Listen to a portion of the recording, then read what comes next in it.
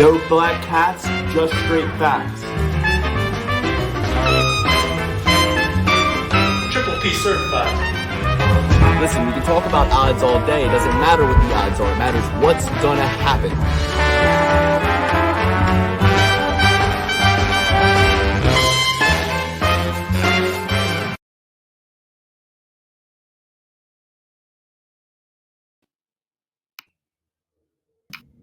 Welcome to Perfect Parlay Pursuit. It is that time to break down last night's epic main event, Corey Sandhagen versus TJ Dillashaw, and the entire card from UFC Vegas 31. I'm joined, as always, with Danny the Betman and Alex the Euro Under King. We're going to give you the recap and the predictions for next week. I was up all night doing my 5-star criteria system. You'll see the notes. You'll see the receipts. Boys, are you as well studied as me for next week's card, and are you as excited as I am?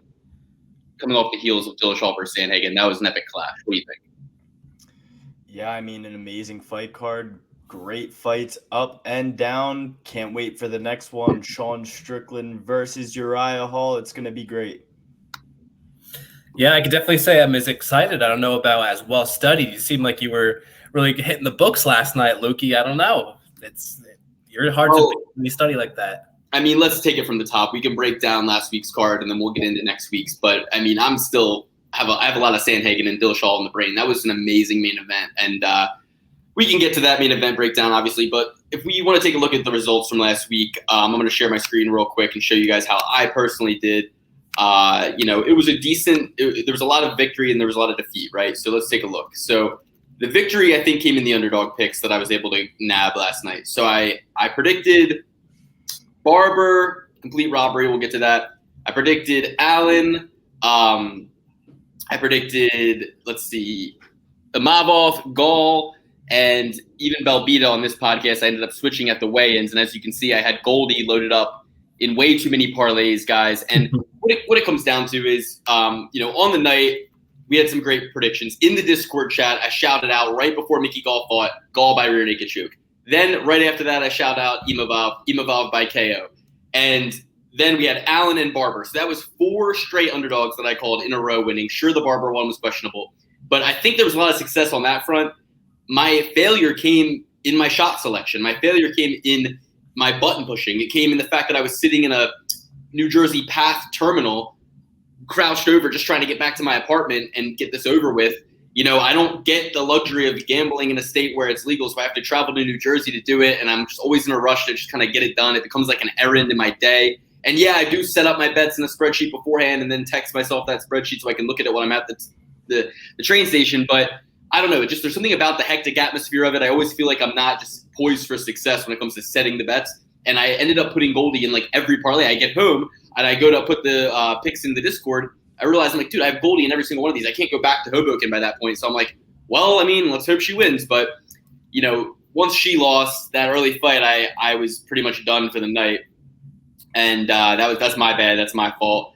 Because, on this podcast, as we all know, guys, we do not bet on women. And why is that? God, man, woman, dog. Oh, my God. Were there any parlays that you would have won if Goldie had won? Thank God, no. And that was only because Phillips was in the parlay that I needed, as well as Sandhagen. So going into the co-main and main events, I had one parlay that had Goldie would have won, I would have been set if Phillips and Sandhagen would have won for like $15,000. So, and I'm talking, I didn't bet. I bet like between $60 and $100 total. In my parlays. So I didn't spend a shitload of money to make these bets happen. But you can imagine, I would have been very confident going into the Phillips and Sandhagen as they were 2 giant favorites. By that point, I had already gotten through Imavov by KO, Gall, Barber, Allen. So it's like I get all these underdogs that go through. Of course, I was going to be confident going into that co-main and main event. I wouldn't have cashed out. I would have let it ride. I would have felt like I got robbed personally off of the Phillips decision. That probably, at best, I think you could throw a draw for that because he clearly dominated the first round. And, I've been talking a lot. I feel like I should let you guys say how your nights went. Dan, why don't you just tell us, from beginning to end, how last night's card was perceived by you, and then we'll kind of get into the main event together. I had some hits. I had a lot of misses, though, to be honest. And, that's what this show is. A lot of it is accountability. So I let you guys down last week. Although, listen, I did get the Miranda Maverick one right. She did not win. I feel very responsible when I tell you that, a fight like that is a parlay pillar, right? Put all those in your parlays. And again, I do think that she won that fight. I think the judging is a little bit ridiculous there. To your point about Phillips, Lukey, I think you had a real good case for a draw, 10-8 in that first round for sure. One judge had it that way.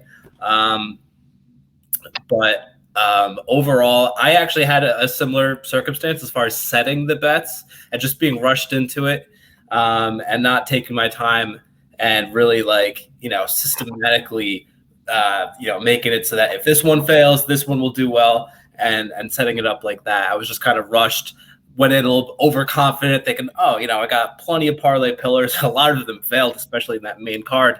I had Phillips in just about all of them, but I don't know, man. You live and you learn. That's basically all I can say for that.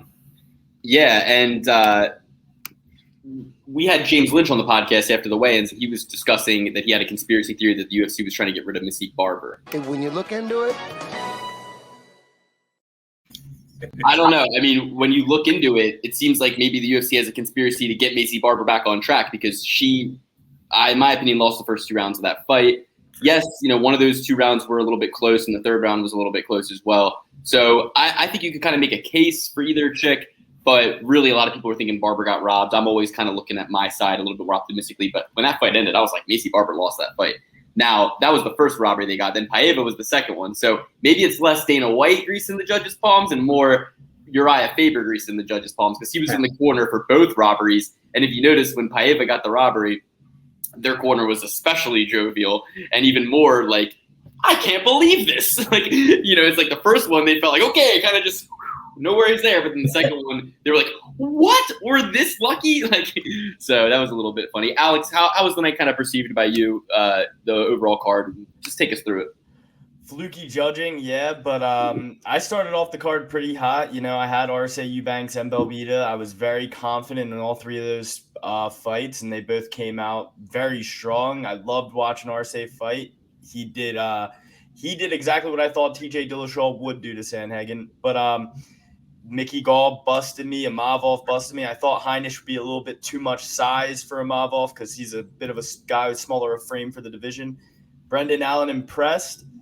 Yanez as well. Robbery for Barber. Darren Elkins, man. Woo! That was a good switch up by you, Luke. You switched up when James Lynch came on. You switched to Darren Elkins. That is a guy you got to bring a baseball bat to get out of there. And another robbery with Paiva, and it was tough to see. Luckily, I made out breaking even on the over 1.5 rounds for the Brandon Allen fight and Sandhagen and Dillashaw going to decision.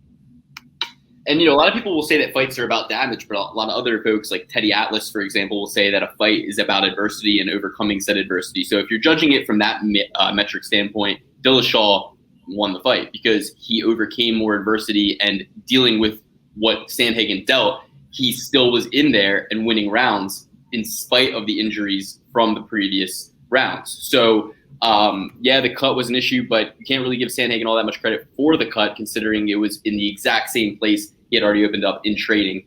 And that's just going to take, like Dillashaw said in the press conference, some scar tissue removal and some time off sort of to get that dealt with.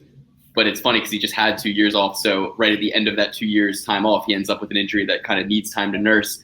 It's kind of annoying, especially because he's trying to get right back in there for a title shot. So, I think he's going to have to wait a while for Aljamain and Jan to resolve this. Like I said, guys, you can almost bank on the fact that Aljamain is not making it to Abu Dhabi. He's going to burn his passport, guys. He is going to find every reason in the book not to show up to Abu Dhabi because why would he? I mean, let's be real. If he's smart enough to pull off the heist where he made it out with the belt anyway, then he's smart enough to realize he's going to get destroyed in Abu Dhabi, probably poisoned, and probably there's just more room for the Russian to have an advantage when you're not on American soil. That's all I'm going to say. And so I don't think that fight happens in Abu Dhabi. I think it gets postponed, and I think those guys come out of it with injuries, and I think that title is going to be locked up for a while. Dillashaw's best bet is to just get that scar tissue taken care of. Wait for that fight not to happen, for one of them to have to get a surgery after it's all done, and just get that interim title. Who cares? You've already been a champion, Dillashaw. You don't need the money. You already have hit 3 points in your contract probably. Anybody you fight is going to be the same result. You're a headliner no matter what. So just get in there at your leisure. Get that scar tissue taken care of. By that point, there'll be an interim opportunity. You get that interim title, the belt you never lost. Aljamain and Yan, that'll just wash away. Like, nobody will even care that. Nobody will look at that as the legitimate undisputed title. They'll look at Dillashaw as the undisputed title if he ends up winning an interim belt off of, like, I don't know, somebody else in the division. So anyway, that's my 2 cents when it comes to that division. But very interesting, very competitive division. A lot of, like, Dillashaw's opponents have been guys he's had to train with before, whether it be Dominic, or not Dominic Cruz, Cody Garbrandt.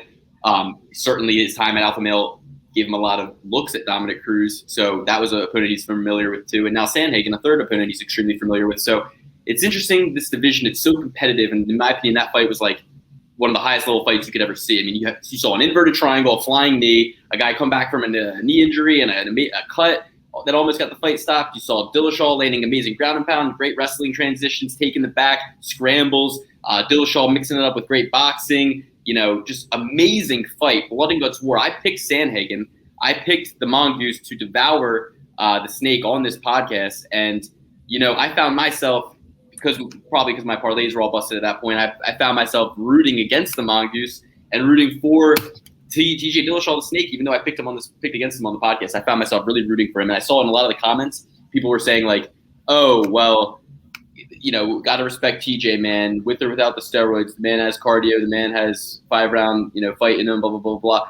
This was the best result that could have happened for TJ Dillashaw. He's coming off of that suspension now looking like a sympathetic character. A lot of people are really resonating and buying into the TJ Dillashaw like bandwagon again. I've only seen positive things about Dillashaw from the reaction to that fight. What do you guys think?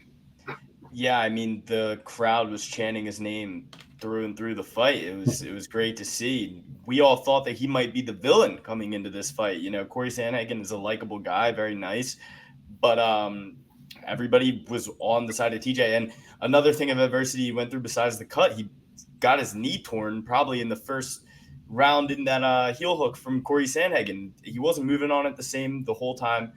But I love having Dominic Cruz commentate this fight, knowing both of these guys very well and having very similar styles to both guys. It gave a very good insight to the fight within the fight. Yeah, as far as the likability, I feel like a huge part of that is coming from just owning up to the EPO, even though he did kind of shy away and say, oh, I only did it for the weight cut. But at the very least, he did put it out there like, yeah, I did it. So I think that's pretty endearing to fans. And he's probably recognizing that he could use a little bit of a change up in his personality to be a little bit more marketable as far as getting the fans on his side, which happened in this fight, all 150 strong. But yeah, I mean, that was just about the closest fight that you could possibly get. If it went either way, it really wouldn't have mattered to me. It was that close, contrary to how Uncle Chael predicted it. I believe he said it was like, whoever's going to win, it's going to be a dominant fashion. And it's like the closest possible fight ever. So great fight. And that bantamweight division is, I think it's even better than 155 at this point. I've never lost. The thing is, I get what you're saying, but they kind of dominated each other, in a lot of ways. Like they at various points in the fight, like they were dominating each other. Like whether it be in the first round where Sandhagen landed that amazing flying knee and then followed up with that inverted triangle. At that point, I thought it was a wrap for Dillashaw. I was like, he's a step behind, but he really showed why he is still, youthful and among the contenders because he was able to adapt. He was able to really turn it all around, round around. And he said something interesting. I was trying to find it and clip it out to bring on this episode, but he said regarding Sandhagen, he tries to be a tough guy. He's not a tough guy. And all of that efforting towards, representing yourself as something you're not costs energy. He's like, I'm done pretending to be anybody I'm not anymore. I don't give a fuck what anybody has to say. I don't give a fuck. So I like that, and I think that's spot on because Sandhagen, so much of him is like trying to convince himself, like whether it be the walkout music or the statements he makes about being, gangster or like I'm a violent guy and all this shit. He's such like a dork. It's like, you're a ginger, bro. And it's like, he even said it in the thing. He was like, once I made my life all about fighting, it got a lot simpler. And it's like, yeah, like that's the thing. Like you are like devoted to this thing, and that's great, and that's what you spend all your time doing. But the UFC is trying to make you interesting. They're taking you out on hikes. You're out here wearing Vans slip-ons, acting like you go hiking in Colorado. You've never been hiking a day in your life, and it shows. You're out here wearing fucking slip-on Vans. Like, yeah, I go hiking sometimes. Like, dude, if you went hiking, you'd have a pair of Merrells or a pair of Wolverines or something. Like, you got to get yourself some boots, dude. Those Vans slip-ons, we can tell, dude. You go from your gym home, you play Xbox, and pull the covers up above your head after all said and done. But now, in that fight, he was trying to be something he wasn't. I saw one moment. This is when I knew Corey was going to lose. Dillashaw kicks his leg, and Corey Sandhagen kind of made a face like, what? Like, you kicking my leg? Like, trying to be like taunting him, right? I'm like, bro, you're going to just get that snake riled up, baby. You don't want to shake the snake bag because he does not like that. You want to make TJ Dillashaw more competitive? You want to make him less competitive, Yeah. You want to try to, like, cool him down a little bit. Like, or you do what Dominic Cruz did, which is just, he caught him when he was a little bit younger then, a little bit more vulnerable, a little bit more immature. Cruz had him in mental check, So anyway, I don't know, but I kind of rambled a little bit there regarding the hype, but I had a point and I kind of lost it. But essentially, I'm kind of off the Sandhagen bandwagon. He didn't do enough, and it's like a man can't have two peaks twice in one lifetime. I'm going to look to fade Sandhagen from here on out. He's had so many Super Bowl hangovers at this point. He got in there with Aljamain, got starched. Then he had two great back-to-back main event wins, and it's like all building towards this title shot. And then it's like, okay, now, and he was like, oh, I'll get in there with TJ. That's no problem. I'll get in there with TJ. He already had the title shot secured. He let everybody convince him that that's still a good fight, like to get in there with TJ Dillashaw. And it probably was on paper, but now where is he at? Setback. Got to get another fight before the title shot. We're talking 2 years, guys. He's not fighting for the title for 2 years. Well, he said he made Sean Shelby give him a pinky promise in the back that he's still only one fight away. And that's the type of guy you are, Corey. The guy who makes pinky promises. Not the gangster rap guy. Not the guy who goes on long walks in the mountains. You're the fucking pinky promise guy. All right? Like, he's a basketball player. He's the guy whose mom packed him lunches for the bus ride to the away games. You know what I mean? Nothing wrong with that. That's just a mother's love. Because you were that guy too, I bet. Oh, yeah. Oh, so listen. For the real athletes who are actually traveling around, Luke, you got to have a lunch, okay? Where's it going to come from? Taco Bell? No. A mother's love in a brown bag. No, because real athletes don't eat before they compete. Oh, yeah. They starve themselves like you losers, right? Yeah. Wrestlers don't get lunchies packed by their mommies, okay? But basketball players do. And that's when it really clicked. Like, I started to think, and I said this on the After the Weigh-Ins episode, I was like, Corey Sandhagen, he's like that guy who plays wiffle ball in the cul-de-sac. And Dillashaw's a psycho little freak wrestler from the time he was 4 years old. And in all those exchanges, even with the knee injury, he was still able to get him, body locks, trip him, get his back, get him in a lot of dangerous situations. And he was having the most success when he would break and kind of fire off some shots against the cage too. Really gave a clinic for shorter guys fighting bigger guys. And the commentary team helped out too with some stuff like keep them on their back foot, keep them backing up, keep them, exhausting themselves. It's what Imavov did to Heinz as well. He kept them backing up. He made him, and I was telling my girlfriend this, we're watching, I go, think about it. Imagine going outside running a mile right now, and then imagine going outside and running a mile backwards. Which one's going to be harder? Which one have you done more of? You've done more miles where you're running them forward, obviously. But there was a boxer, I think it was either Herschel Walker, a football player, or it was who was it? Hagler? Hagler running back? Hagler, yeah, Hagler, I think it was. He would run a mile forward, a mile backward. I think that's good. That's crazy. People should do that. Why not? Why not? Yeah. Hey, David Goggins, this is a challenge, all right? Lay it out. That's like issuing a challenge to David Goggins is like it's like saying Beetlejuice's name. You know what I mean? You don't really want to. He'll do it, and I don't want to have to like then owe him a challenge. But David Goggins, run 150 miles backwards, and then we'll talk. Okay? Yeah. Anybody forward. He's gonna accidentally run off a cliff, and then there's gonna be like an Instagram post like, "Sorry, all of David Goggins fans. David had an incident earlier on late last night, running backwards. He didn't know where he was going. Evidently, the challenge came from the YouTube channel Triple P, and specifically the ringleader Lukey CK. So never watch that channel ever again because you killed David Goggins. It's fine. I'm sure there's plenty of people fed up with the whole let's go for a run mindset anyway, and maybe they'll be happy and then they'll join us on the show. So anyway, let's move on, I guess. Let's break down the card. We got 15 fights to break down, and I did a 5-star analysis. I was up all last night after the fight. I couldn't sleep after that Dillashaw fight. Got on my laptop and just started breaking down every one of these 15 fights. So we want to get ahead of these lines. I already see some good action. Let's get right into it, guys. What do you think? I got proof that I was working all night. And here's the proof. Because I went through every single little fucking fight, and I got a little title card thing to throw up there during each one. So that's how you know I'm not bullshitting you. I was on every one of their Tapology pages last night. So we're going to get into Ryan Benoit versus Saruk Adashev. Unless you guys want to say something else about the card that we just watched. I mean, overall, we had some great underdog picks. Overall, we need to be better with our shot selection. If anybody's in the New York City, New Jersey area and wants to offer me sports psychology, I need help because I'm making all the right – I know what's going to happen. I called it to be an underdog card. I called these finishes. I called these underdogs to win, but yet I just didn't make the right moves, and I need to figure out why I'm self-sabotaging. I can't help you with that. But I will say the Imavov pick and the Mickey Gall pick, which we're both on, I thought were tremendous. And I remember James was not about the Imavov pick. He was very skeptical. I felt like he was really, he was questioning your skill as someone who breaks down these fights. But I had that in my mind, and Imavov it wasn't even close. It wasn't even close at all. Just backing him down the entire fight, and Heinisch had no answer. But well, you got to take this into consideration when it comes to James. He's a journalist, but his business is on narrative, right? So the people who he talks to that give him the most poppy interview, that have the most interesting story, that give him the time of day, like Ian Heinisch, he's always going to look at with more favorable eyes. Like, he gave me Hannah Goldie.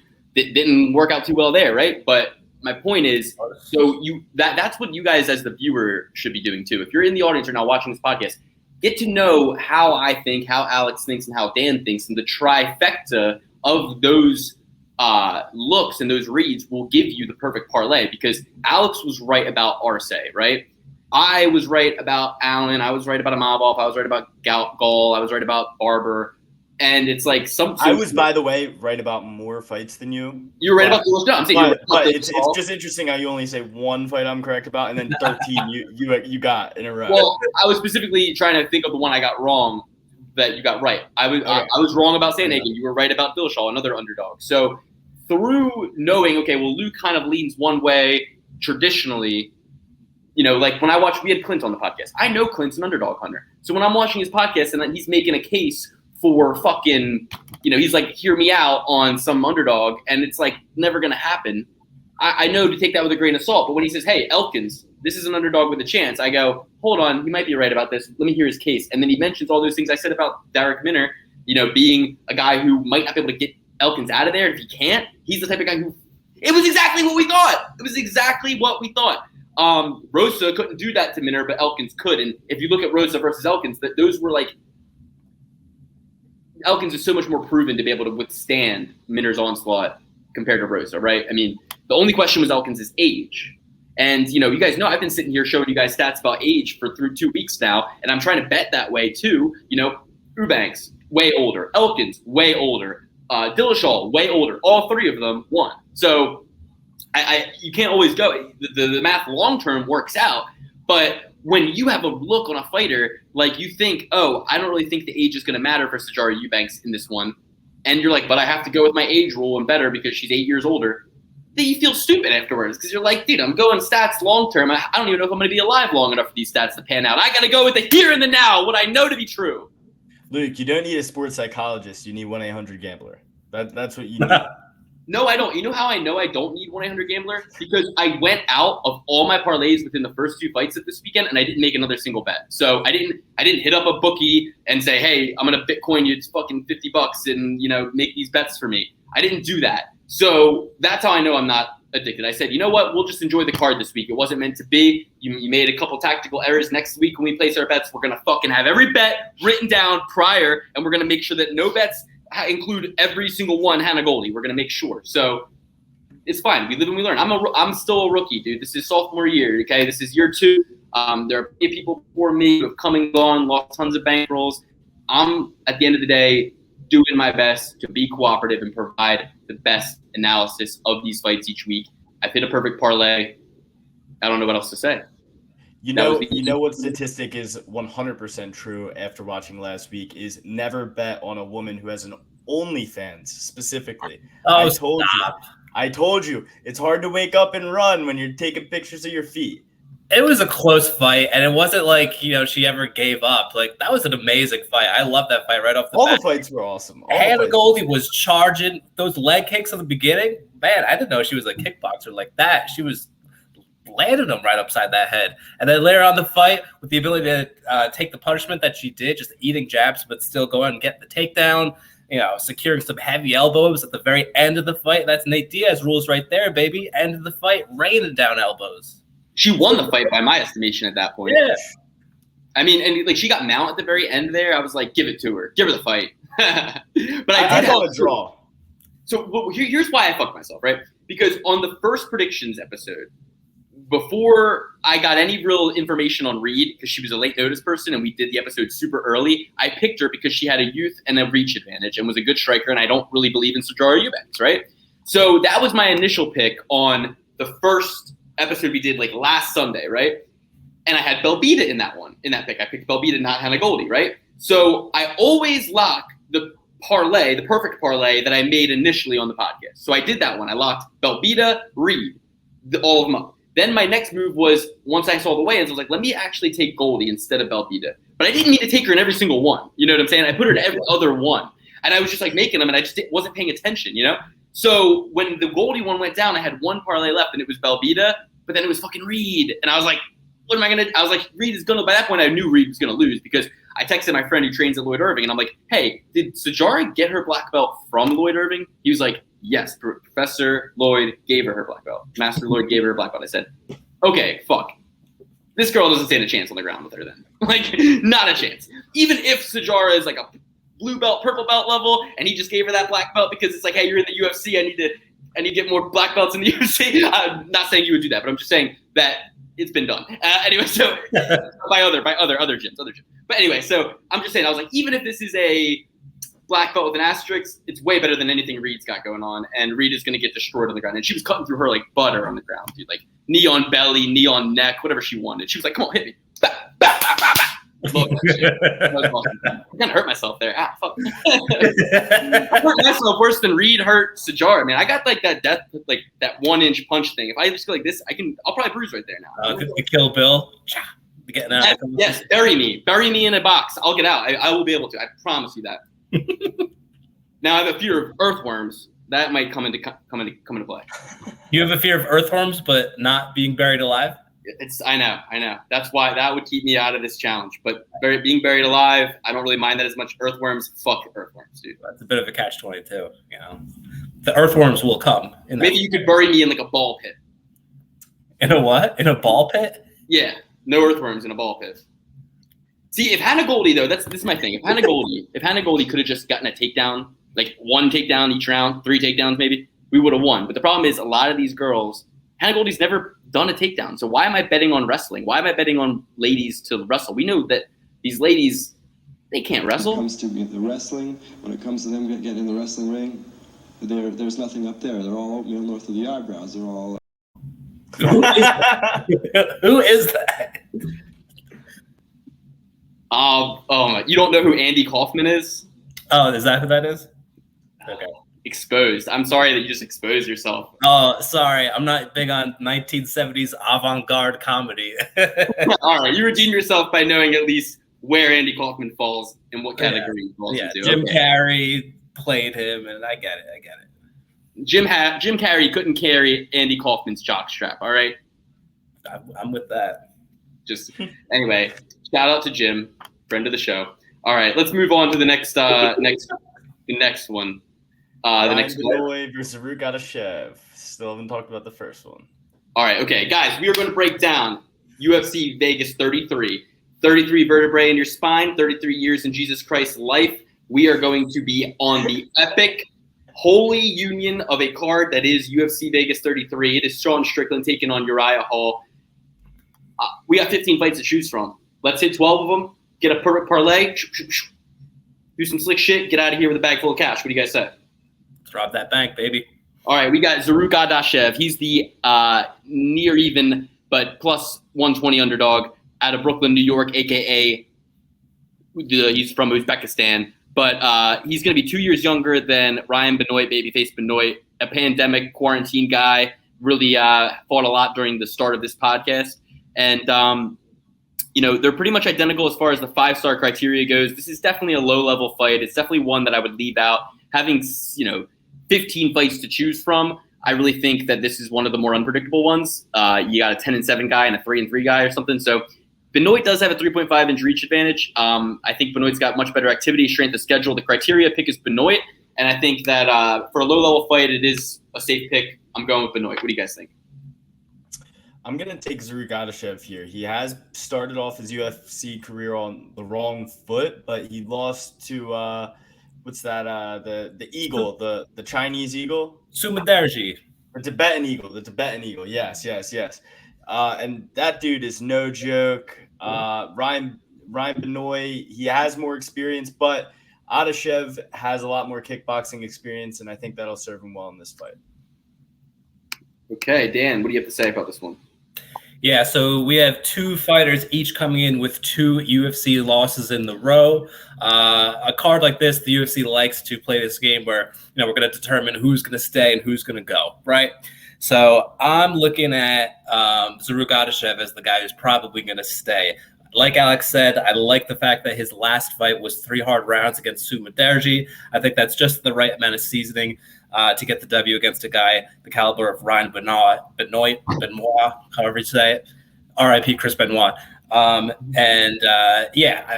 Just for his overall career, Ryan Benoit has not been good. I think he lost like 3 out of his last 4 in pretty devastating fashion. So I think Zaruk Adashev is a slight underdog, and I will take that value to the bank. Yes. Okay. So I'm going to keep it from. I'm going to be the one holdout to keep it from being Triple P certified on Zaruk, but I will say it's pretty much a no bet for me. So if you want to lock it in with these guys, I don't know where they're getting their confidence from, but that's fine. Wow. I'll probably leave it off my parlay as well, to be honest. But when you lose to a guy like the Tibetan Eagle, go 3 full rounds with him, like Bittman said, an explosive striker like him, you got something there. All right, Dan.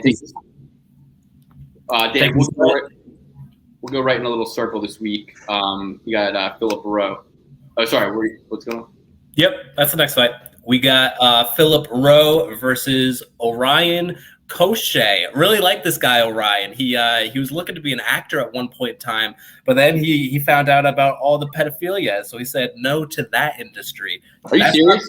That's not me saying that. That's Orion. Yeah, he also went to law school, so this is a very well-rounded individual coming in with a. There's pedophiles in every industry, right? Like it's not like I'm sure you can find a pedophilic plumber too. Like I don't. Listen, hey, you gotta talk it up with the big guy, Orion. Yeah, sure, not every actor. I'm sure there's some. I mean, like fucking like. Who are you trying to kiss up to? Like what? I'm just saying Hollywood. Call me. Anyway, he's going up against Philip Rowe, who's going to have a 9.5-inch reach advantage. With that being said, the only true advantage that I see besides the reach would be the jiu-jitsu, but Orion on the feet is pretty slick, and he's got some pretty just nasty grappling as far as the wrestling department and the ground and pound. That's actually where most of his finishes come. So I'm looking to see Orion get into the guard of Philip and just tee off. I think it is a pretty... it's not a stable bet, but Koshé is the guy I'm going to ride with for this one. Yeah, I'm taking Koshé here as well. He really impressed me on his Contender Series victory. I believe he has a brother, too, who was on the Contender Series. No, Yep. They were on the same episode? Yep. Yeah. But I'm going with Koshé here. And one added bonus is that he's from Team Alpha Male, so they're greasing the palms of the refs and the judges, and that'll do us some good in this fight. Took the words right out of my mouth. I was like, maybe Uriah has some extra money from all his fighters' win bonuses this weekend to shove at the judges next weekend. So we will see. I'm just still a little confused about his whole I'm against Hollywood because of all the pedophilia. Are you sure Hollywood just didn't want him? Maybe maybe he got kind of pushed out of Hollywood. It was a bit of a fleeting comment that I heard in the interview, so there wasn't too much meat on it, but I'll do some more digging. I'll see if I can get some more info on that. All right, yeah, do some more digging on that because that seems a little sus. And honestly, I don't like actors. Oh, I didn't give my pick for this one, but I don't really like the fact that he used to be an actor. It seems like he's just in this for the attention. He hasn't. No. I don't think he really was an actor. I think at one point in time he's like, oh, what would be a cool job? Oh, acting, directing, that'd be cool. And then he looked into it. You could do that. And then he didn't want to. So he looked into it. I'm like, what drop does he want me to use? like what drop?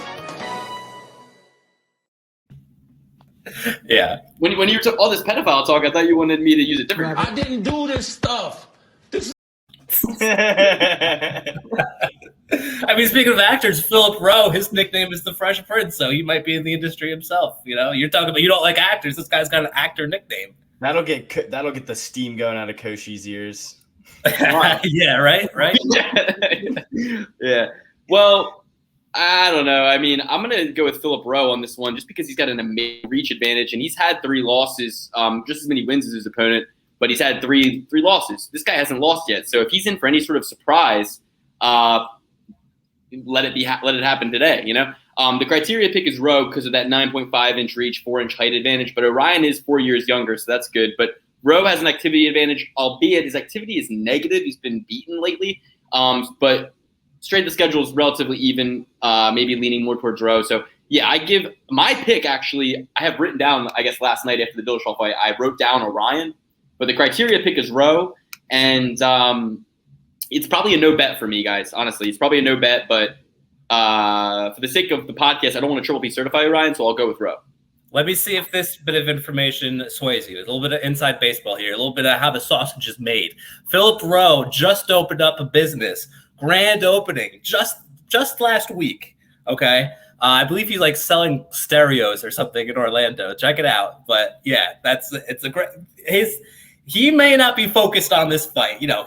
I'm the UFC veteran. I've had UFC fights. This guy, he's a Contender Series guy. I'll open up my business this week. Doesn't matter about the timing. So I don't know. That could be a little factor that is playing out. We'll see. Yeah, but like Uncle Chael always says, like, you're only training for like 90 minutes a session twice a day. What are you supposed to do with the other 12 hours in your day? I mean, this guy's selling stereos. It's a business. It's not like Ian Heinz moving into a new house. Everybody I've ever talked to says buying a house is the most stressful process. Not to mention Ian Heinz is buying a house during the most competitive housing bubble since 2008. So, it's got to be a little stressful, competing, bidding, trying to get the house done, the paperwork signed, the inspections done, make sure there's no dead girls buried in the walls, So there's a lot that goes into it. So, sorry, I watched American Horror Story recently. It's a new season.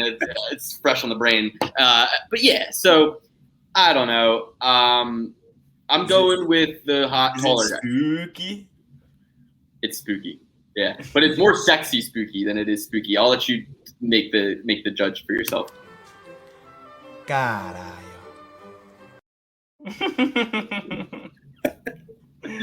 All right, let's keep moving. So we had 2 no bets for me, essentially, right off the bat.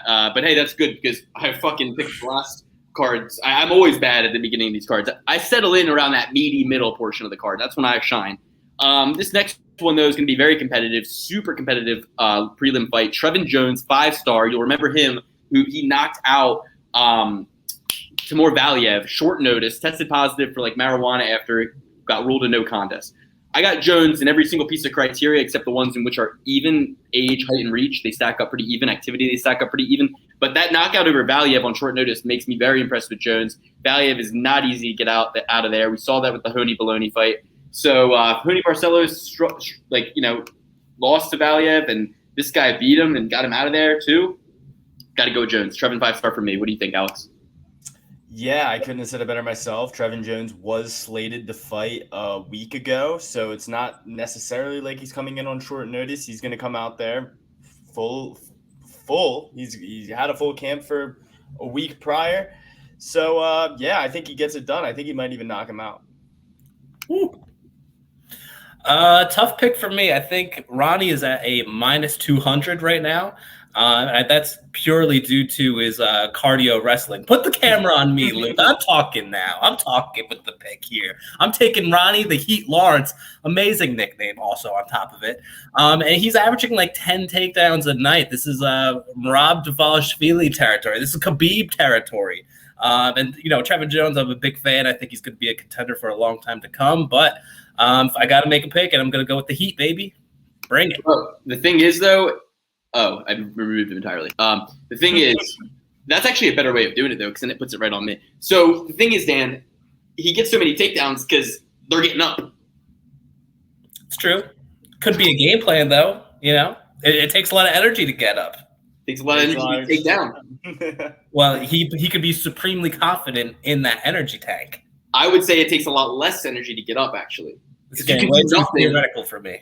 You can do nothing the whole time they lift you up and they put you down, and they're working that whole time. And then as soon as there's that moment, that half a beat between them settling into the takedown and moving toward the next transition, you have that chance to just explode, get up, and you can use all of your energy in that moment. And now they're going to be demoralized. So, all right, we're going to split it then. No 5-star certification, no triple P certification for Jones.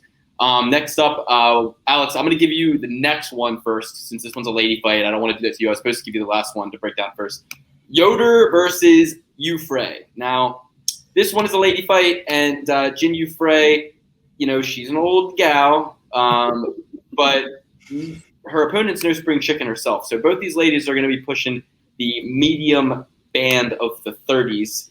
And I don't know. What do you guys think about this one? Dan, why don't you take it away? I swore you just said you were going to give it to me first. No. I said I'm going to give the next one first. Oh, okay. If this was a lady fight, I want to give you a good one to take away first. Yeah. He doesn't want to give me a good one. He wants to give you. I gave you a good one. I gave you the second one. That was Philip Rowe versus Orion Koski. That's true. That's part of the seams here. I brought heat in that pick too. I'm just bringing some inside baseball on that one. I'll start this one off as well. Ashley Yoder, I'm going to take all the way. Has so much UFC experience, just a decision machine, very hard to finish. So she's just racking up with the rounds, racking up the experience, racking up the seasoning. Jin Yufrey is coming off a win against Gloria DePaulo, who I believe is coming up later on in this fight night, but not a very impressive opponent. We'll bring that up later. But Ashley Yoder, I just like the length in this one, just the ability to keep it standing, I think is going to be key. I think she has the tools to do that. So I'm going to take Ashley Yoder for our fourth fight of the evening. These are a couple of old bags, boys. They'd be better suited for a U2 concert than a fight. But I'm gonna go with the older bag here. And here's why. Because she showed me a lot in that Kay Hansen fight. Kay Hansen pulled out a last-minute armbar to win that fight. And Kay Hansen is a young, hungry lioness who is on the come up. So if she could do that to her, take Luke Bonmi to a decision, and beat up another young woman a couple months ago, yeah, I'll go with her. But it is weird that a girl that she just beat up is higher up on the card. Do you wonder why that is? It's just one of those cards, man. I don't know. It's a slot fest of a card, to be honest. But I like these cards. They're fun. Scraps. Could it be because both of the other women are cutie patooties? Oh, that's where you're going with this? I didn't pick up. Why? But these ladies are cutie patooties too. Yeah, they are cutie patooties, but some would say they're higher in the division. They should be higher up on the card. I mean, she just beat up Gloria De Palma or whatever her name is, and she's like the third biggest fight on the card. Gloria De Palma. So, Alex, are you saying that because these young ladies are 25 and 26 and are cuties, but these cuties are 33 and 36, that they're actually doing what's called ageism, and they are actually putting the younger women first and the older ladies, the ladies closer to, I don't want to get medical, but on this podcast at least, but closer to the barren years. Are you saying that the more fertile women are going higher on the card? Is that what you're saying? Luke, that's exactly what I'm saying. And both of the women lower on the card are ranked higher in the division. So, I mean, I don't know. Now, wait, is this maybe some sort of featured prelim? Like maybe maybe it's a prelim spot, but it's like one of those prelim spots that you want to be in, you know? Like they're going to like give away a prize during it or something. Like they're going to give away a prize during this one, or it's like the fifth caller during this fight. Like something that's kind of make people want to watch it. Hey, I hope so. Do either of these two ladies, Jinyu Frey or Ashley Yoder, do either of them have an OnlyFans? I cannot imagine that Ashley Yoder down there at Team Quest has an OnlyFans. I would think that she's, a little bit more wholesome than that. But does Jinyu Frey or either of them have an OnlyFans? I don't know. I've never downloaded OnlyFans. Alex, this is your department. I wouldn't even know how that thing works. I wouldn't know how something like that works. You know what I mean? I wouldn't even know, is it an app? Is it a website? Is it what even is it? But you're the OnlyFans department of this podcast, Alex. Come on. I'll start doing deep dives on all fighters, men, women, and just men and women. You can find a master list. You can find a master list or something. Yeah, I mean, if Randy Costa doesn't, that's a huge miss market. I'm kind of – Randy Costa really disappointed me. In that first round, I was sitting there watching him strike thinking, this guy is a god. And then in that second round, he dropped off so fast and just looked and honestly looked for a way out. You could see he's up against the edge. He's just waiting for an opportunity. He's like, okay, when one of these ones land, I'm going to sell it real good and drop to my butt. As soon as one of these ones lands just good enough, and then he does. And it's like, dude, you got your dad in your corner. Does your dad know that he fucking should have came in a sock? Because that was what? Because he's not a fighter. He's not a fighter. That is not a fighter move, Randy. And I mean, listen. I was seriously, I just feel betrayed. I feel betrayed. And then it's too nice. There's too much nicety. It's like that. What we were saying about Stephen Wonderboy Thompson, man. It's like, you can be nice, right? But don't be so nice right after you lost, because it tells me that you didn't want it enough. I guess your engagement proposal to Costa is off the table now that you said that he should have been a cum sock. You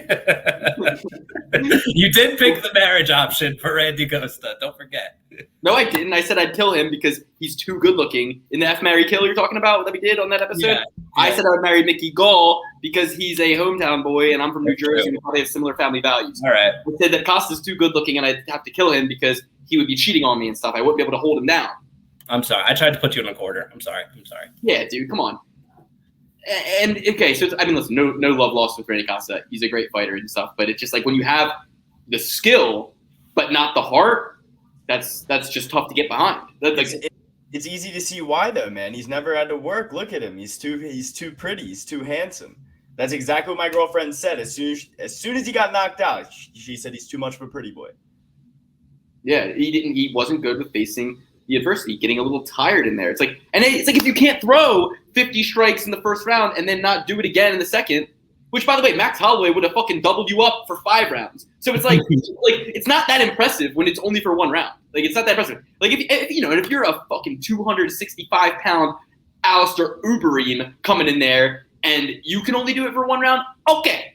But when you're 135 pounds and you have no cardio past 1 round, come on, man.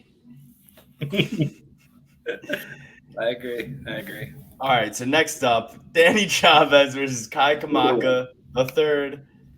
This is a tough fight to call.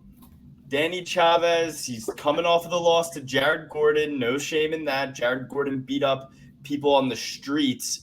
What was that for? Did they try to take his wallet or something? I don't know. No, I think it was something like they tried to break into the school that he was one of the jiu-jitsu schools or something. I don't know, or they tried to mug him. No, they tried to mug him or something. I don't know.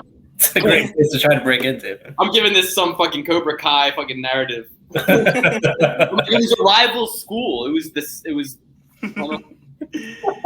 But yeah, this is a tough fight to call. This is probably one I'm going to leave off of my parlays. Along with the lady fight and the first fight of the night. But I'm going to go with Kai Kamaka here. I think he gets back on track. He just came off of a split decision. Probably could have won that fight. Although it is a fighter that these guys have fought in common and Danny Chavez has won, I think Kai Kamaka can go out there and he has the equalizer. He can put anybody away. Man. He hasn't put anybody away now that I'm looking at his record. I don't think we're going to have any Triple P certifications on this card, boys.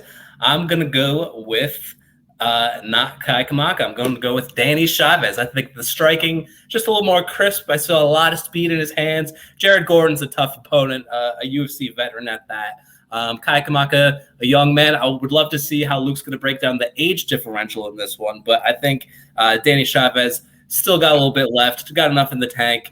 Whereas Kai Kamaka, I think, is going to be at a slower disadvantage for the striking. This one probably isn't going to go to the ground. So we're looking at a kickboxing match, which I think Chavez has the skills to get it done. So. And listen, I don't know if this is just because I was out in Hawaii and I was living the aloha relaxation life and my memory is a little bit better from these days. But when he fought Jared Gordon, right, we're talking – I don't know what the fuck I'm talking about. I was not in Hawaii. That was February 2021. Why am I thinking about watching this guy fight? TJ Brown. That's who I saw. That's who I saw him fight. TJ Brown. I was in Hawaii then. So, yeah, when I wasn't in Hawaii then. What the fuck am I talking about, dude? For some reason – anyway, sorry. Doesn't matter. If you go back in the episodes, I was in Hawaii. Doesn't matter. Anyway, I'm just thinking that, like, when I remember seeing Danny Chavez fight not only TJ Downtown Brown, but Jared Gordon, I remember fading him against TJ Brown. He wins. Then I remember thinking that I don't know what my pick was for the Jared Gordon fight. I can't really remember. I think I might have picked Jared Gordon. But either way, I remember in the beginning moments of that Jared Gordon fight, I was like, damn, dude, Chavez looks good. I remember feeling that.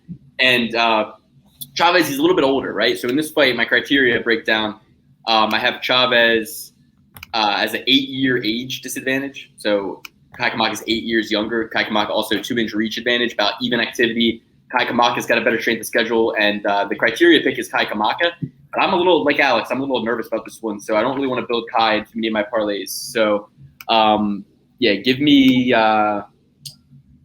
my pick is Chavez. My criteria pick is Kai. Whenever my criteria pick and my heart pick kind of are at odds, that's kind of my signal to no bet. When it's because I make my pick just off the comparison side by side. Like before I do my 5-star, I'll just make a pick just off of just like instinct, right? Like name, picture. Like I'm like boom, and then I'll go through the criteria and I'll see what kind of flies in the face, and then I'll probably make a parlay with Luke's picks, and I'll probably make a parlay with all the criteria picks. And then I'll probably make a parlay with my picks syncing up with the criteria picks. So those will be like my 3 kind of stable parlays, if you will. All right, cool. We can move on. Chris Grutzmacher versus Rafa Garcia. Now another one where the criteria Garcia is 9 years younger than Grutzmacher. And to me, that is just something that cannot be overlooked. This is going to be the biggest age disparity on the card. So I thought Grutzmacher had a chance to beat Alexander Hernandez, but for me, the criteria picks Garcia.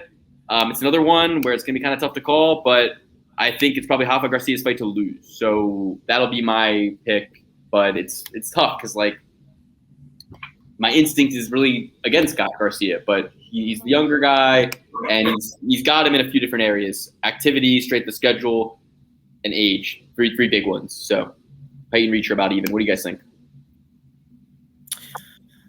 You got it, Alex. I'm gonna take the old dog here. I just think that these guys from Central America, their wrestling isn't all that great, and I think Grutzmacher can make it a bit of a gritty, dirty fight where he can get out of there with a decision. And he's only 35, so it's not like he's super, super old. But for the lightweight weight class, he's no spring chicken. Bim? Yeah, I mean, evidently, this Hoffa guy actually does have pretty good wrestling. You could switch the camera over to me, Luke. You could do that. Sorry, I'm looking at some Tapology. My bad. Please, thank you. Alex, next time just move your mouth and let it look like you're. It's awkward because you don't want to interrupt someone while they're talking. So it's like, oh, whoa, put the camera on him. Whatever. You just got to pay attention more. That's what it comes down to. Anyway, yeah, I actually do think that the wrestling could come into play for Hoffa in this one. Luke, this is kind of like what you were saying, where my head is going with the Mexican champion, Hoffa Garcia, but my heart is going with Grutzmacher. There's something about that says he's got one more in him to get the W here, even though he's had a rough go of it in the UFC. His one win being against Joe Lozon in his last retirement fight. This one I'm going to personally avoid. I'm going to go with my head on this and take Hoffa Garcia, but the heart is with Grutzmacher for some reason. I just have an odd feeling about this fight. Yeah, I just shared my screen and showed you. I had Grutzmacher as the pick that I made off my heart first, and then when I went through the criteria, I ended up putting him as Garcia as the criteria pick. So it's another kind of no bet situation for me. Yeah. But it's Hoffa's fight to lose for sure. I mean, it should be an easy one for him. Now, this next one, James Lynch has a long 15-minute interview with Colin Anglin on his channel. Definitely a good-looking kid, young stud. His opponent, I don't really know too much about. Either of you guys have any hot details on this guy, Melsik Bagdasaryan? He's 5-1, 29. Melsik the Gun Bagdasaryan, 5 wins in a row, fighting out of Glendale, California, by way of Armenia. And, he's coming off a Contender Series win about a year ago and doesn't really have any big-name opponents, has been mixing it up between boxing and MMA and kickboxing, and he's definitely a striker. Colin Anglin seems to be maybe the more well-rounded guy, 28, young stud himself. It's about even. Everything on the criteria is pretty much even. They both are Contender Series products. They both don't have any really big-name wins. You really have to peel back this one layer by layer, but I think I'm just going to make it easier for myself and say the number 1 regionally ranked guy, the higher ranked guy in the United States, which is the more competitive market. Give me Colin Anglin, even though, give me Colin Anglin, even though it's a really tough one to call. I mean, again, after this fight, I have bettable fights, I promise. I was going to go Colin Anglin at first because at first glance, he looks like a team alpha male, something they put together in a lab or something. But I'm going to go with the Gun here because of his last win against Denis Bajukha. Denis Bajukha is a very, very good fighter. He fights for Ray Longo Gym, and Matt Serra is very high on him. And that means a lot to me because all those guys have wrestling. And the Gun will be able to keep it standing if he wants to. And I think he is the more polished and experienced striker. Yeah, I'll have to agree with you, Alex. I'm going to take the Gun, Mr. Melsik. Not only did that last fight of his last win against Denis Bajukha really impressed me, it was because of the fact that it was all 3 rounds. When his 4 wins previous to that were all first-round knockouts within the first 30 seconds. Granted, against guys who have a combined record of like 7-8 or something like that. I think I remember calculating. But it's based on his last win that proves to me that he could actually go 3 solid rounds.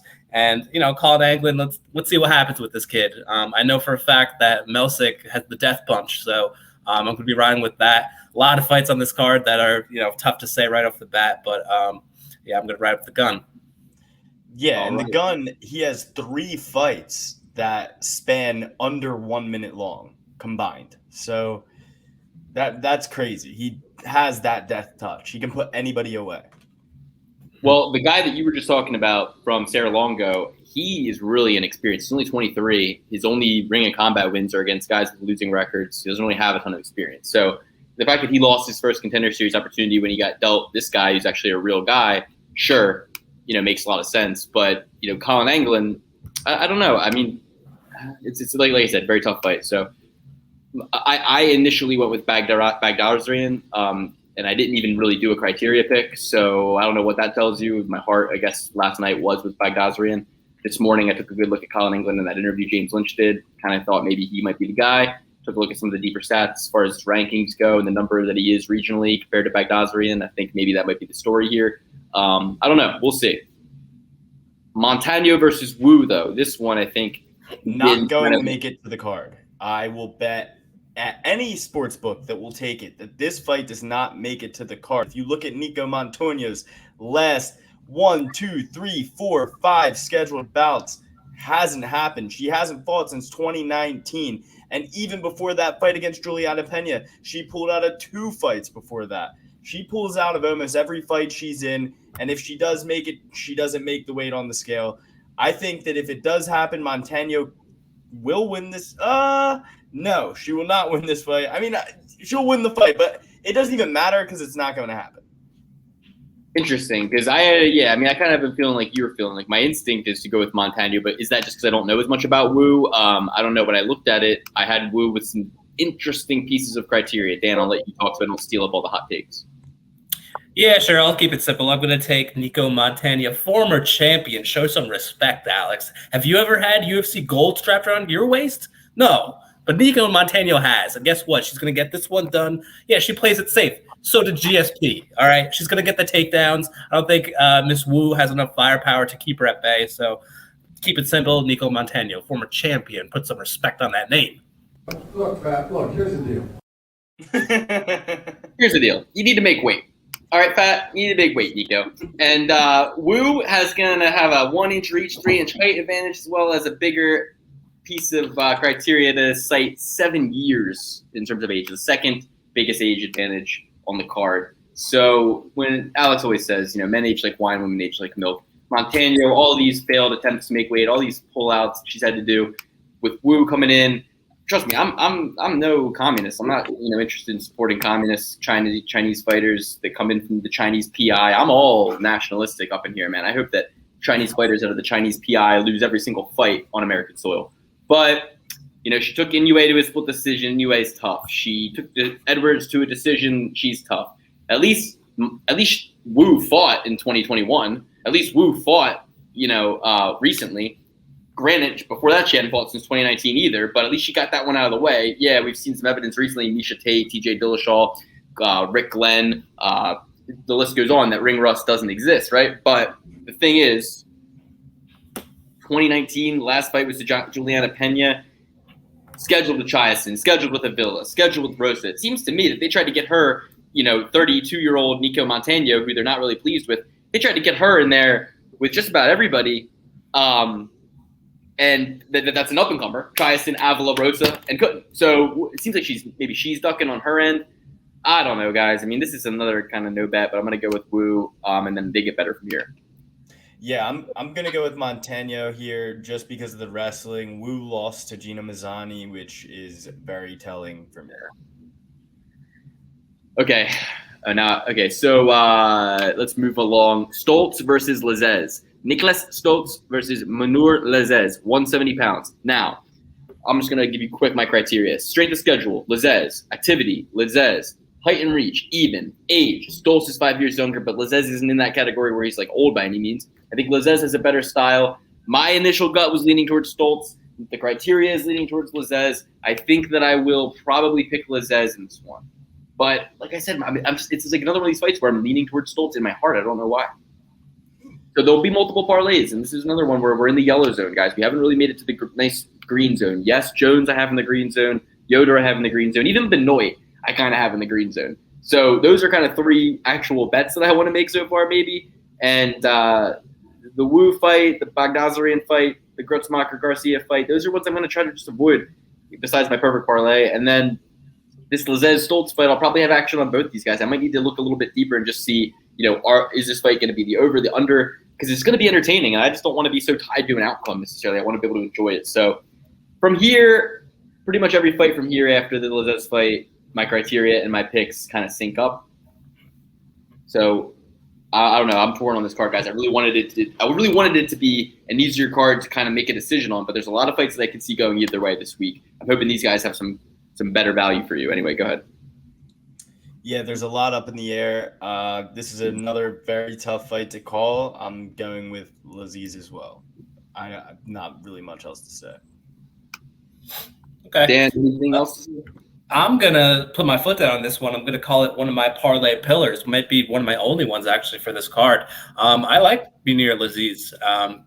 Coming off a loss against Worley Alves, it's okay. Like, in this game, nobody gets out unscathed, right? So he came out a little bit flat-footed against a veteran who, put the death touch on him in the form of leg kicks. But at the end of the day, Laziz is a sniper. Like, he's really good on the feet.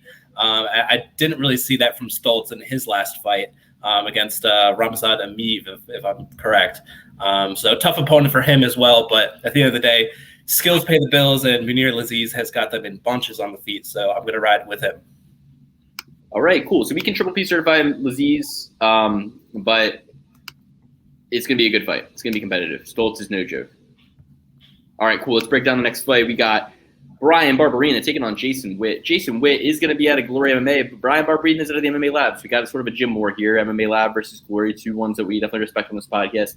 Barberina is 2 years younger. He's got 2-inch height, 2-inch reach advantage. Witt has had more activity, but it's been negative outcomes. Got pieced up by Semmelsberger, Semi the Jedi, who we love on this podcast. Fought his heart out in the last outing against Chaos Williams, right? And then, the strength of schedule, it's about even. My criteria pick and my personal pick is Brian Barberina. I think that after that long layoff, he came out and got that win. This next one's going to be even easier for him, and it's an opportunity for him to really get back in the mix. So give me Brian Barberina.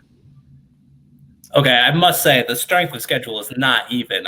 Brian Barberina's fought Randy Brown, Vicente Luque, Leon Edwards, and Colby Covington. I guess it's even in terms of like Witt's taken a lot of time, or Witt's been fighting at least, and Sam Semmelsberger is really good, and Brian Barberina has been taking a lot of time off. His most recent fight was Anthony Ivy, right? I mean, that wasn't Anthony Ivy's bounced out of the UFC, so yeah. It wasn't his last fight before that. He fought Randy Brown before that, but against Vicente Luque, he had a really good performance. It wasn't until the very end that he lost, and he also had some moments against Leon Edwards as well. Remembering that fight correctly. So Brian Barberina is a consummate professional. I think he's always in every fight. And Jason Witt, I mean, 2 of his 3 UFC fights, he's been knocked out in the first round. And we know Barberina is bam, bam. He's got some power in his hands. So that's what I'm going to rely on. This will be my second parlay pillar back to back. You can guarantee that a nice little parlay between these 2 fights will get you, at least a little bit of cash in your hand. So give me Brian Barberina. I'm going to play it a little risky here. I'm going to go with Jason Witt. He hasn't really shown too much success. He has a great ground game. And the guys he lost to, Takashi Sato and Matt Semmelsberger, nothing to really hang your hat over. Both of those guys are very talented. And I think the Vanilla Gorilla gets it done. And it's through leadership by, what's his name? James Krause. James Krause told Minner not to go for that guillotine. He said, don't do it. Don't do it. Did it anyway. It ended up being his demise. If he listens to his coach, he'll win. Barberina is tough to take down. I'll say that. I mean, he's got really good takedown defense. That seems like the only way that Witt's going to get this thing done, but we'll see. You might be right. Training at Gym O with Joe Selecki, too. Okay, but yeah. So no triple P's yet, right? No, we have a triple P in Ashley Yoder. Ooh. And Laziz. And Munir Laziz. Okay. Okay, cool. So I officially picked Laziz and I officially picked Wu. And I'm officially going to pick Colin Anglin. And I'm going to officially pick Garcia and Chavez over Kai Kamaka. And yeah, okay, because I'm just trying to get organized here as far as like what I was thinking last night and what I'm thinking now that I've really given my criteria a look. All right, next we got Roman Kopylov versus Sam Alvey. I don't know what the odds are on this one, but this is definitely my parlay pillar of the card. Kopylov over Alvey all day and all night. He's 5 years younger, even height and reach. You got to give the activity and the strength of schedule to Alvey, but has the activity and the results been good? No. I'm fading Sam Alvey all the way into the retirement home. I have no belief in Sam Alvey. Sorry, Sam. I don't know what to say. Kopylov. Yeah, I'll agree with you on that with Roman Kopylov. Thing is, if he doesn't play it smart and he does what some of these other guys do, where they think that it's going to be a first round finish easily and they just empty the gas tank, Sam Alvey will have his moments in that fight. So it'll make you sweat it out a little bit, but at the end of the day, I think Kopylov just plays it at least somewhat smart. He should get the win.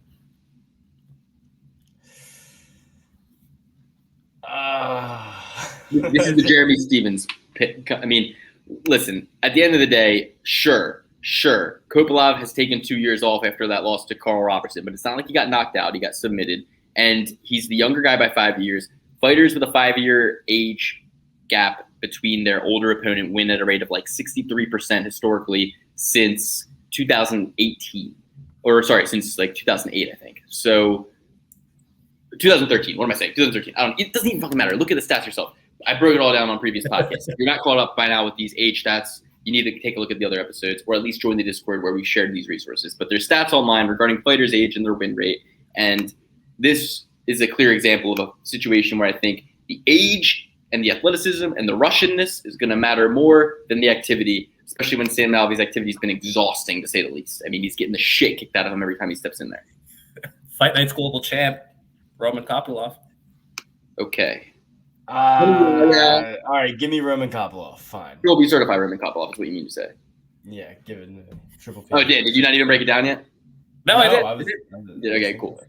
All right, triple B certified. That's Roman Kopylov. We're going to triple B. Man, I spent so much fucking time last night pulling these fucking things together, and I haven't used them hardly at all. Look, all right, so let's just show them real quick. It was going to make it easier for me to do the team stamps. It was gonna make it so much easier for me to do the timestamps too. Like, fuck, I keep forgetting. I've been feeling I've been forgetting something this whole time. All right, as you can see, 30 years old, Russian, coming off a loss, yes, but Alvy's not a submission artist, so I don't really think we have anything to worry about here. I think he gets the finish too. Look at this. Loss, draw, loss. Objects in motion stay in motion. Objects at rest stay at rest. Honey Yaya taking on Mr. Wait, no, because the thing in motion was the losses, and the thing at rest was nothing. Well, not a good analogy. He lost. As you can see, he lost, and then he stopped that momentum. Took a big-time break. Sat on the shelf for 2 years. Probably only wanted to sit on the shelf for like a year, or not at all maybe. But who knows what his story is? Who knows what happened? We got to maybe peel that layoff a little bit deeper. Probably would have liked to fight in 2020, but the pandemic, he's probably stuck in Russia or some shit. He's fighting out of Russia and is from Russia, so I doubt he could get where he's going. And I'll bet the UFC just paid him his contract money anyway. So, okay. Honey Yaya is going to be 36, taking on a 33-year-old. Now, this is one where I wish that his opponent was younger, so I could really, really justify betting against the almost 37-year-old. But I don't even really think he needs to be. I think that the South Korean fighter, he's minus 140. I like those odds. I don't think he's going to get submitted. Yaya looked really good in his outing against Ray Rodriguez. Ray Rodriguez, yeah. That he looked really good, but that was a short notice opponent. They win at a rate of short notice opponents win way statistically not as often as they lose. So give me Mr. Perfect, Ho Kang.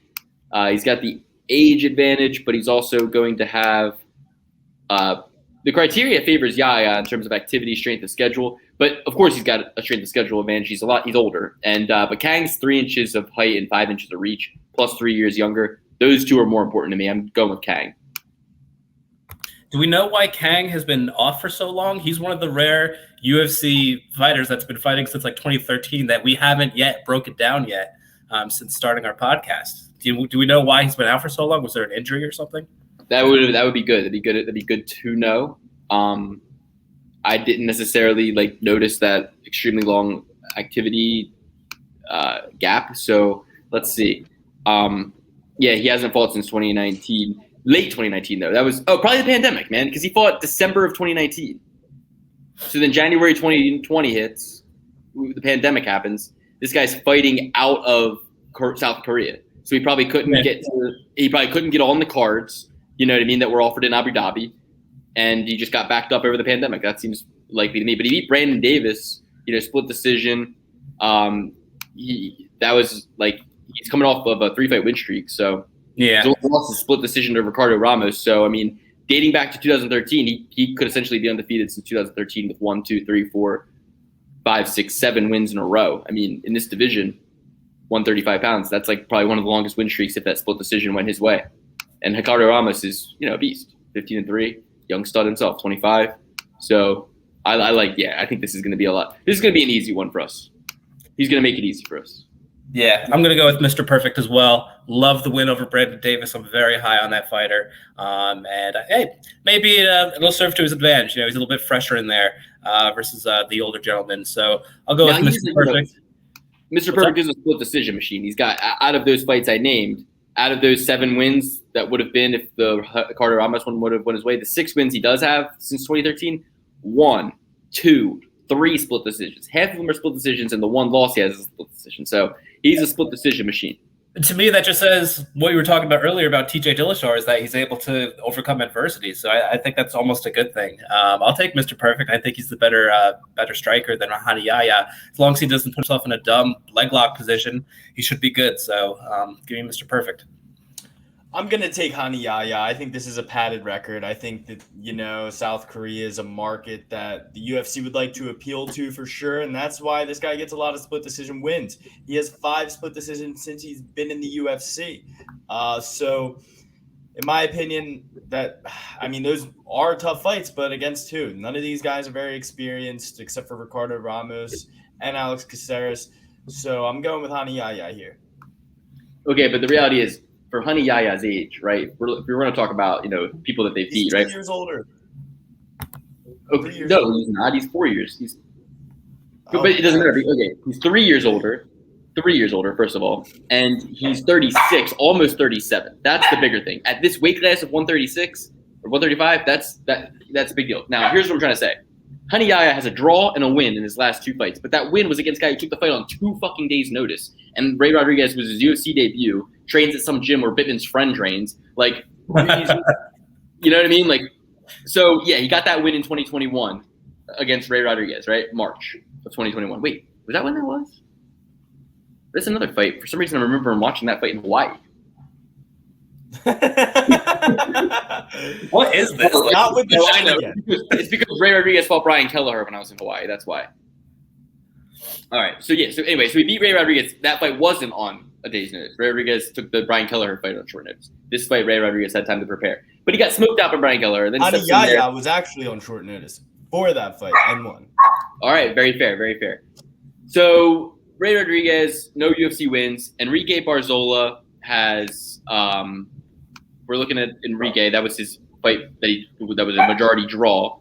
And, you know, Enrique is a 16-5 fighter who's only got a split decision win against Bobby Moffitt and then a win against Brandon Davis, who, you know, he also has who our guy, Mr. Perfect, also has a win over. And then, but we're talking 2018 now. You know what I'm saying? So my point that I'm trying to make here is that Hani Yahya's recent activity is deceiving because, like, he was losing to Ricky Simon before he even got that draw and that win.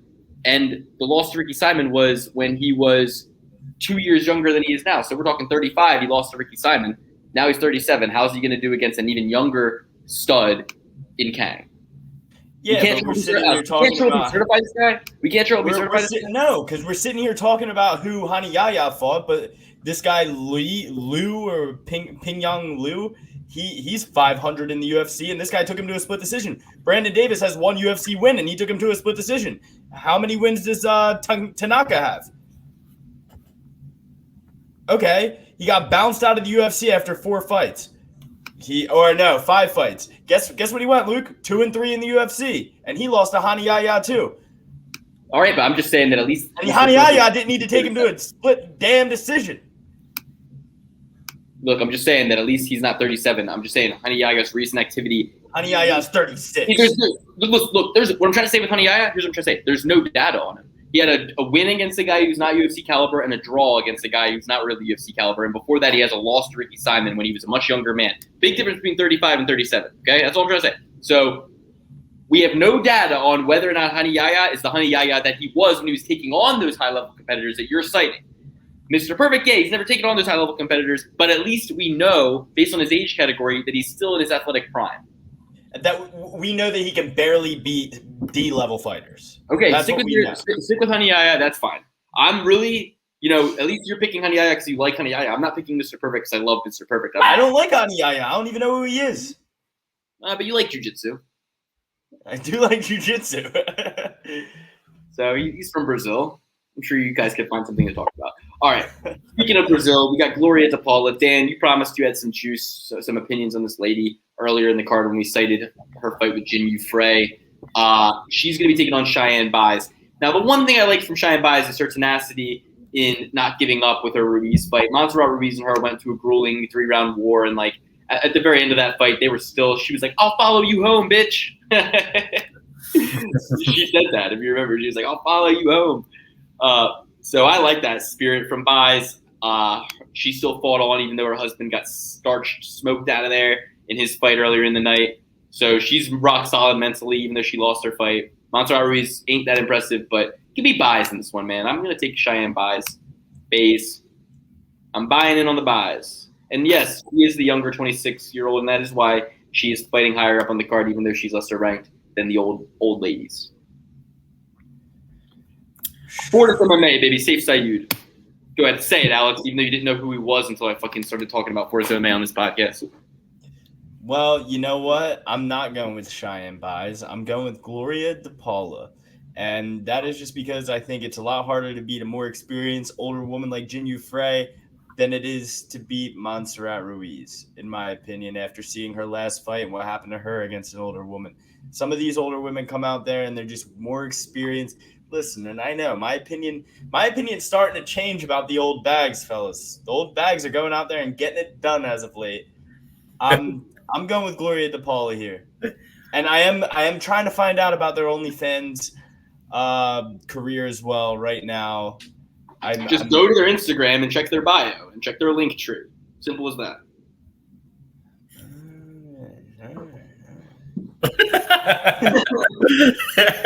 Me pausing was totally worth it just to hear you just mumble whatever you just mumbled.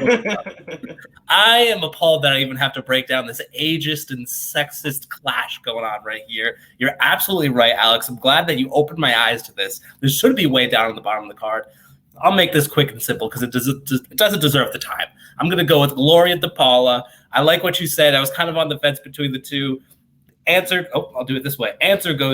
Point goes to the Euro Under King. Point red. Love it. God, man, woman, dog. All right. Let's break down the main event. Not there yet, right? Oh, we got one more before the main event? Yeah. This one wasn't supposed to be on this card. It was supposed to be on last night's card, but it is the co-main event, and I'm glad they threw this in because otherwise I might not have a reason to watch this card, to be honest with you guys. But they got my Philly boy, Chris Daukaus, the big rig, the big bro, his brother's keeper. And if you're smart and a good older brother, Chris, you'll keep that brother at home because you're the fighter in the family, and we like to see you coming in there cashing as an underdog. We don't want to see Kyle getting his ass whooped by Phil Halls. We don't want to see that, man. Get him back. Get him teaching the kids class. Get him teaching the blue belts. We need Chris Daukaus, the big rig, coming in there. I love it. Everybody had this guy pegged as just like, the lesser Daukaus brother, right? Remember that? That's how that was the narrative going in here. It was, he must have got in through his little brother because his little brother's the prospect. His little brother's the stud. Chris is 31. That was the mentality. No, Mr. 6 foot, 76 inch reach, the light heavyweight, but he's a heavyweight, 234. I think he's going to be slick. I think he hasn't even needed to use his black belt in jiu-jitsu yet. He hasn't even needed to use it. He's been knocking people out with punches, knees. All 3 of his fights in the UFC come via first-round knockout. 2 of those 3 fights he cashed as a sizable underdog, with the only one being Old Man Olenek that he was unable to be an underdog for. But we cashed as Parker Porter. We cashed with Nascimento as underdogs. Philly dogs ride up, ride hard. South Jersey, Philadelphia, tri-state area, lower, slower, Delaware, mid-Atlantic region, stand up. So, look, he's going to smash this guy. He's going to smash Shamil. Shamil is 39 years old. This is a serve-up fight. Shamil is balding. Shamil needs to go get that procedure Paulo Costa had done. But Shamil got lost. He hasn't fought in 2 years. Daukaus has the momentum. If I'm taking a look at the criteria, the only thing you give Abduramakimov is strength of schedule. But every other single thing, you got Daukaus. He's going to be lighter on his feet. He's 8 years younger. He stands tall, even eye to eye with him. He's got the better activity. This guy hasn't fought in 2 years. He's 39 years old. You don't get better at something by not doing it. Yes, he's in the only weight class where you can win if you're a fucking cunt hair away from 40, but he's still going to lose to my man Chris Daukaus. So give me Chris Daukaus. I hope he's an underdog again. Keep doubting him. Billy, stand up. Chris Daukaus all the way. And we gave out a little fake news last week until the faithful Priya Rose told us that Chris Daukaus is quitting his job as a Philly police officer. So now we know he's fully dedicated to fighting. He's going to be all up in this guy. He's going to destroy him. Let's do it. Philly in the building. Yes, shout out to commenter Priya Rose. Thank you for that information. You are a darling of this podcast now. I'm going to give you your badge. You're a darling. And the thing is, the fact that he quit his job as a cop means the world to me because we do not need somebody with the stresses of police work stepping in there. I wouldn't have bet on him this weekend if I knew that he was still on beat, if he was still patrolman, if he was still out there in Philly. Philly is pretty much a fucking war zone. Okay, if you live in Philly, you need to get the fuck out of Philly. Is the thing. He should. I want to move Daukaus to a nice suburb in New Jersey, like Andre Petrovsky. Get him a nice house by the water, by the water. Get him a nice house by the water. And we need to get Daukaus out of Philly, both Daukaus brothers. But in the meantime, go Birds and go Daukaus. Bittman, are you going to be a traitor to your Philly brethren? No, absolutely not. We already broke this down last week. I'm riding with Chris Daukaus. And he may not be an official cop, but he's breaking out citizens' arrests left and right, okay? You can take the cop out of the guy, but you can't take the guy out of the cop or whatever, however you say that. And afterwards, we're going to Chubby Steaks over on Kelly Drive to celebrate the win, he and I. So I'm looking for a Chris Daukaus second round TKO, coming in 30 pounds lighter, 30 pounds faster, and that left hand is going to be a piston, and I can't wait to watch.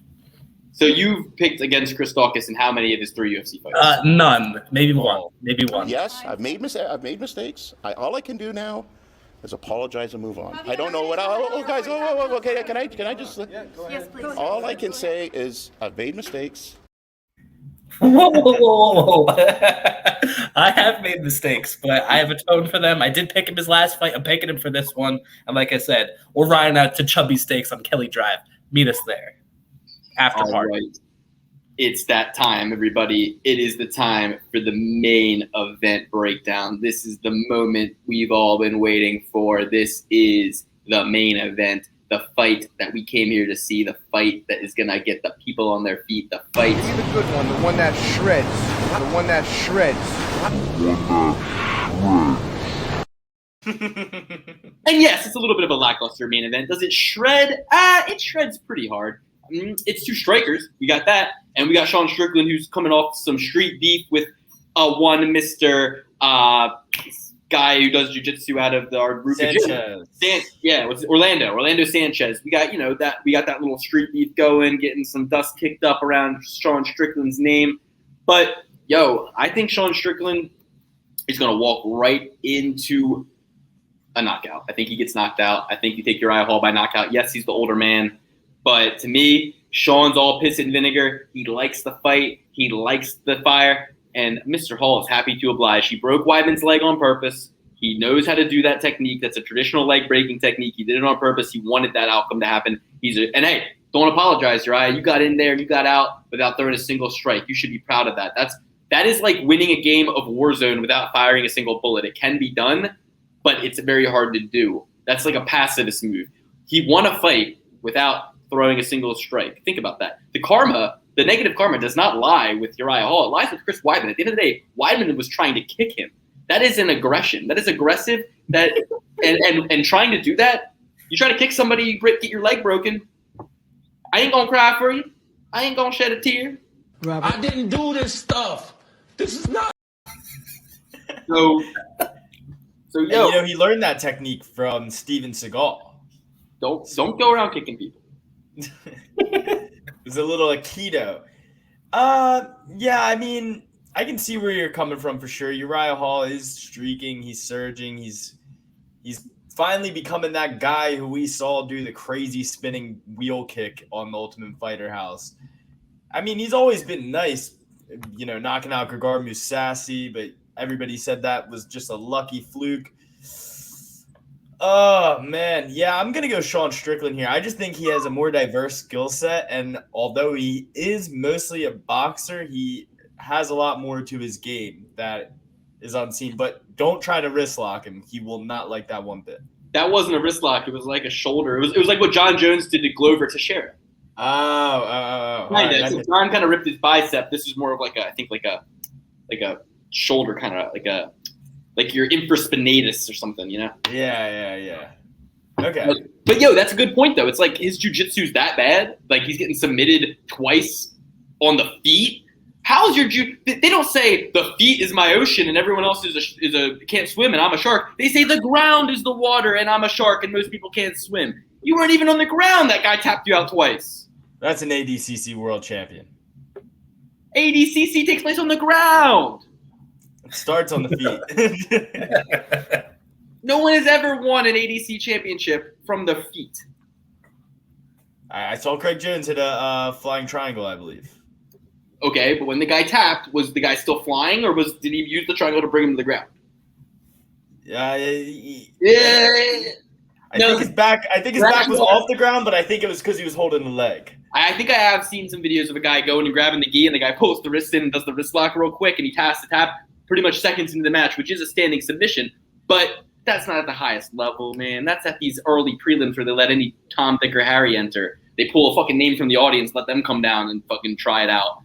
This is not it. All I'm trying to say is, look, Sean Strickland, he's got an immature brain.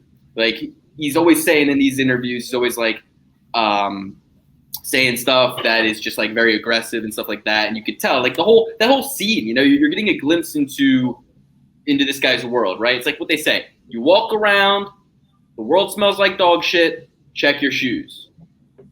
It reminded me of somebody I know who's just always getting into trouble everywhere they go and always getting into misunderstandings, and it's never their fault. It's always the other guy's fault, right? But you hear him say to that guy Orlando before they fought, like, I don't care who you are, what you've done, I'm still gonna fucking smash you or whatever. Like, and it's like, I'm sure he was like just joking around or whatever, but it's like, got himself into that situation, ended up looking silly on the video.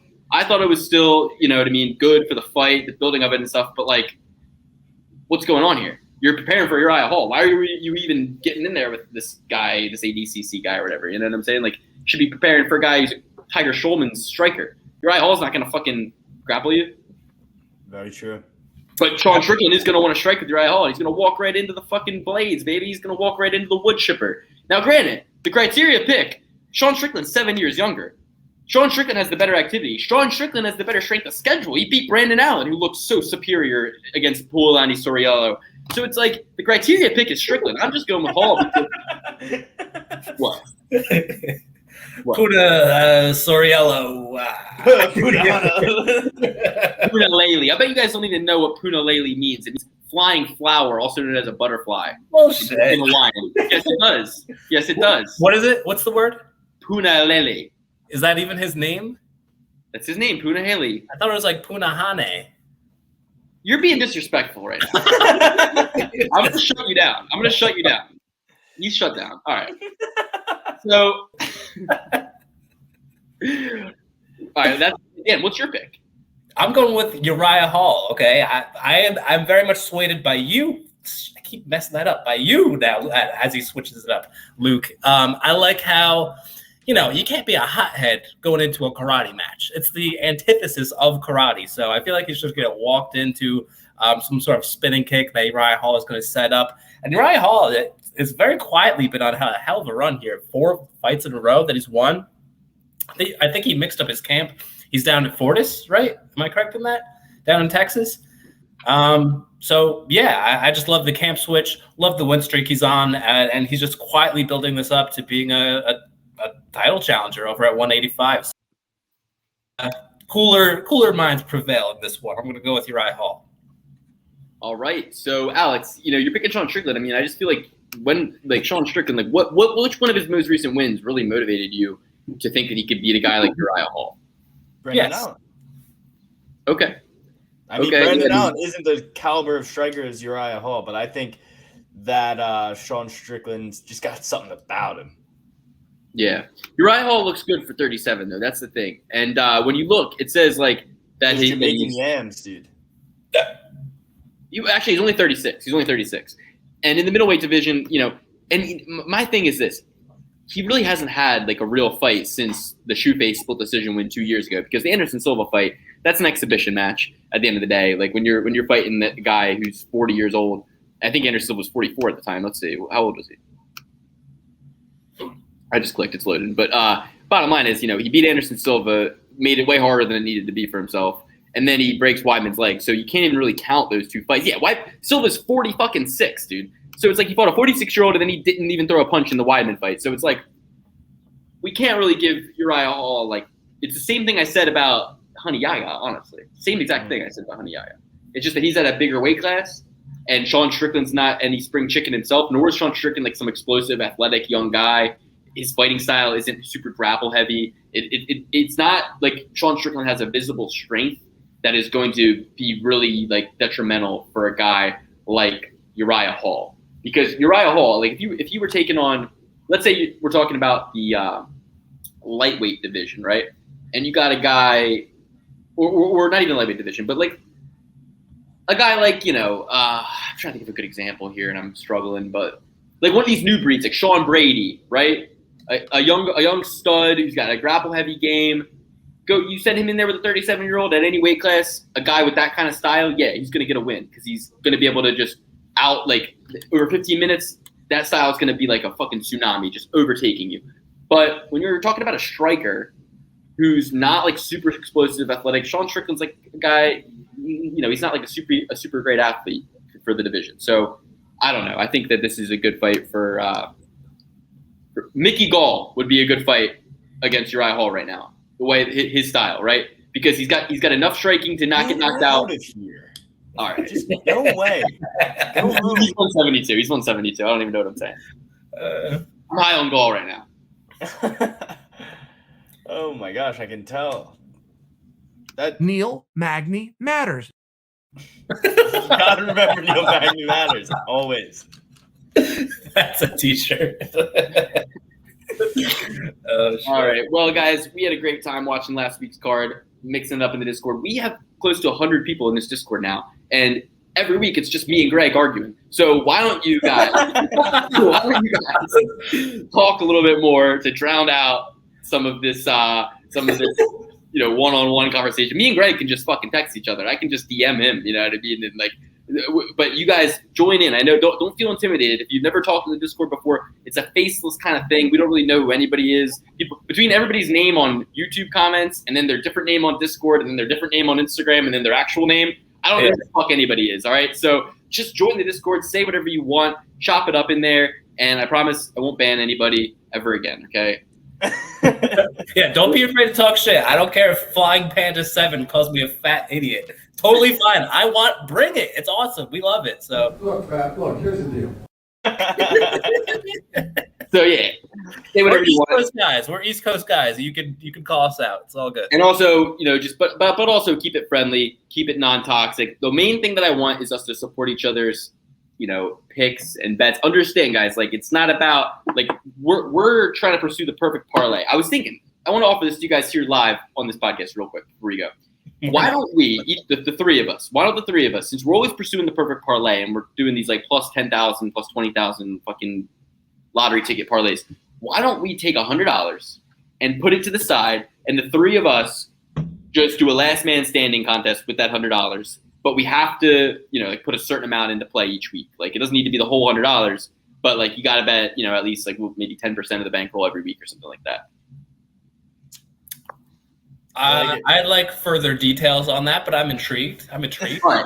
If you're in the comments, let us know in the comments, a different kind of side structure we could do. Because obviously we're all tracking our bets and our accuracy and stuff like that. And we're all floating, competing to see who can make the most accurate picks. But I'd like to have kind of a side thing where we have no parlays, straight bets only. And it's just what straight bets do we want to pick from our picks? We still do the perfect parlay attempt, but us three kind of can compete. And I can get some graphics sort of throw up on the screen to show everybody where we're at in the marathon race. I have this one. This is kind of how we've been keeping track so far. But we can sort of have Alex is down to $90, Luke's up to $130, Pittman's down to $75, something like that. That tells the story of how we've been betting and things like that. Your mind works mysterious ways, my man. I think you have the lowest percentage, right? I don't think that's true at all. And this week, I guess I went 6 for 6, so I'm still. That's not a under 50% night. So I still, right now, Alex, I think me and you are exactly tied. I have to get the results from last night, but going into last night, we were 56. I was 56 out of 97, 56% accuracy, which almost 57%, and you were 57 out of 97, so 57% accuracy so far this year. Beautiful. Dan's floating. I have to get his. He hasn't given me. He hasn't given me. Oh, for this last one? For the last one, and I think the one before that too. But no, whatever. Yeah, we'll figure it out. Text him in. All right. Guys, thank you so much. Join the Discord. Subscribe to the Discord and subscribe to the channel. Throw a like, a dislike, whatever you want.